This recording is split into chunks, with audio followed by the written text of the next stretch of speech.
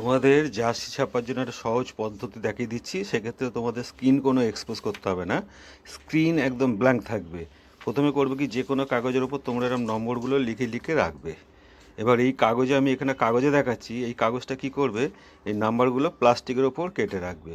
প্লাস্টিকের ওপর নাম্বারগুলো কেটে রাখলে পরবর্তী সময় কেরোসিন তেল দিয়ে ধুতে সুবিধা হবে। এবং যখন জার্সি ছাপবে তখন এর ওপর এই তুমি যে জায়গাটা নাম্বার ছাপবে সেই জায়গাটা কাগজটা বসিয়ে নেবে। নেওয়ার পর কি করবে সেটা আমি এবার তোমাদের বলে দিচ্ছি। নেওয়ার পর এর ওপরে স্ক্রিনে কোনো সময় এক্সপোজ থাকবে না। এবার আমরা কি করব, এখানে ধরো 7 বসালাম, এই একটা ব্ল্যাঙ্ক স্ক্রিন নিলাম। এই ব্ল্যাঙ্ক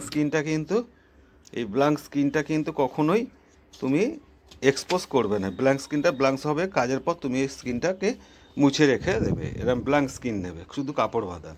এই যে নম্বরগুলো জার্সির ওপর বসালে, জার্সির ওপর বসানোর পর করবে কি, এর ওপর স্ক্রিনটা রাখবে। ধরো এই স্ক্রিনটা আমি এর ওপর রাখলাম। এরকম তোমরা কি করবে, একদম স্ক্রিনটাকে পার্মানেন্টলি স্ক্রিনটাকে এরমভাবে তৈরি করে রেখে দেবে। এবার তলার কাগজটা যদি প্লাস্টিক হয়, তুমি ধরো ওটা কন্টিনিউ প্রফেশনালি করতে চাইছো, সেক্ষেত্রে প্লাস্টিক কাগজ বা ব্রাউন পেপার যেগুলো আছে, বইয়ের মলাট দেয় না, ওই ব্রাউন পেপারের ওপর নাম্বারগুলো কাটবে। এবং তুমি সেখানে এ বি সি ডি এরা বিভিন্ন অক্ষরও কাটতে পারো। যে অক্ষরগুলো দিয়ে জার্সির উপর যদি নাম লিখতে হয়, পরপর ওগুলো বসিয়ে এই বসালাম। এই বসানোর পর এরপর স্ক্রিনটা বসালাম। দেখো কাগজের ওপরই স্ক্রিনটা বসালাম। কাগজের উপর স্ক্রিনটা বসিয়ে দিয়ে এবার আমি রং নেব, রং নিয়ে ছাপবো। এবার ধরো যে কোনো একটা আমি রং নিলাম। তোমরা সাধারণত করবে কি, পিভিসি রং দিয়ে ছাপবে। জার্সির ওপর ম্যাক্সিমাম জার্সির ওপর সব কী হয়, পিভিসি রং দিয়ে ছাপা হয়।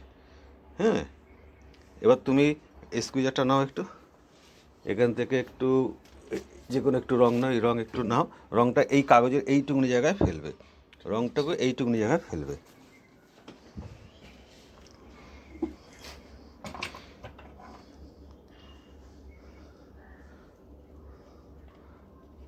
সবসময় কাগজের, যখন তোমরা জারিনা কাপড় নয় নোকিয়া কাপড়, অর্থাৎ যে কোনো সিনথেটিক কাপড়।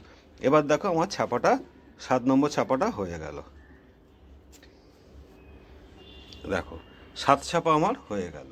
এবার আমি কি করব, আমি এবার এই কাগজটাকে, এটা আমার প্লাস্টিক কাগজ হলে কাগজটার উপর রংটা আমি মুছে নিলে, এই কাগজটা যে রং পড়লো, এটা যদি আমার প্লাস্টিক পেপার হতো তাহলে আমি এটা কেরোসিন তেল দিয়ে কাগজটাকে মুছে দিতাম, বা পিভিসি রিডিউসার দিয়ে আমি কাগজটাকে মুছে নেবো। তাহলে আমি যদি এরকম কাগজ কন্টিনিউ করে রাখি বিভিন্ন নম্বরের, যখন যে নাম্বার চাইবে সেই নাম্বারের গেঞ্জিটার ওপর এরকম কাগজটা বসিয়ে আর ব্ল্যাঙ্ক স্ক্রিনের ওপর দিয়ে রং টানলে কিন্তু আমার এরকম নাম্বারটা পড়ে যাবে।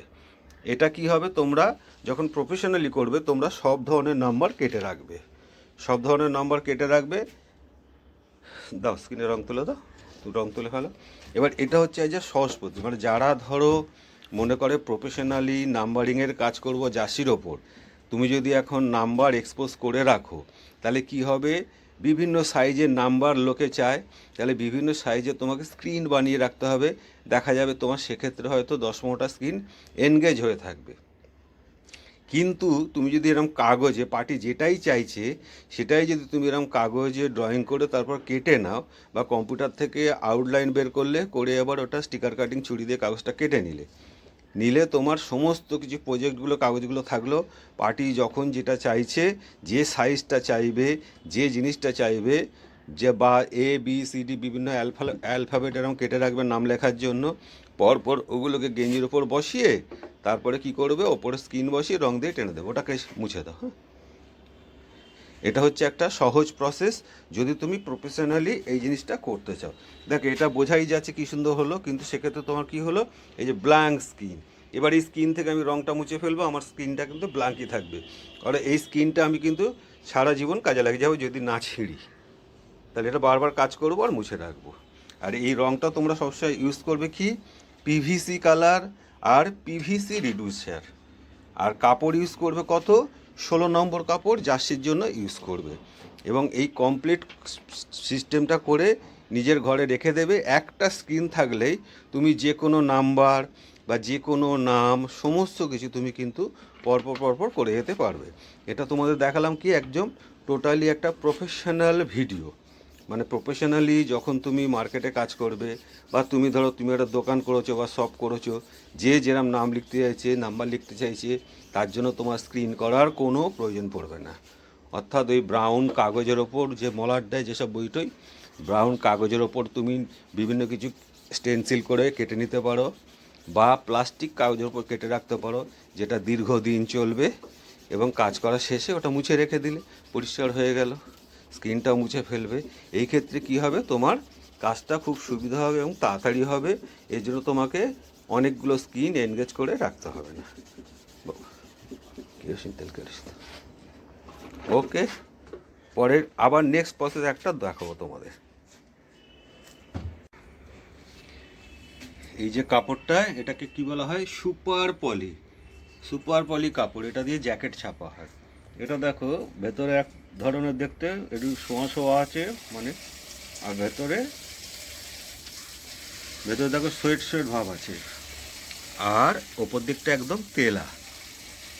এই ধরনের পলি সুপার ছাপতে গেলে সাধারণত করবে কি, পিভিসি ম্যাট দিয়ে ছাপবে, তাহলে কোনো হিট দিতে হবে না, কাপড়ের উপর কোনো দাগ পড়বে না। মানে পিভিসি ম্যাট কালি দিয়ে মারবে। পিভিসি ম্যাট কালি দিয়ে মারলে এই পলি সুপারের ছাপাটা সুন্দর হবে। ব্যাস, এটাকে বলা হয় পলি সুপার। এইগুলো দিয়ে জ্যাকেট, ট্র্যাক প্যান্ট, এইসবগুলো হয়। দেখো ভুল হচ্ছে, ঠিক আছে তোলো।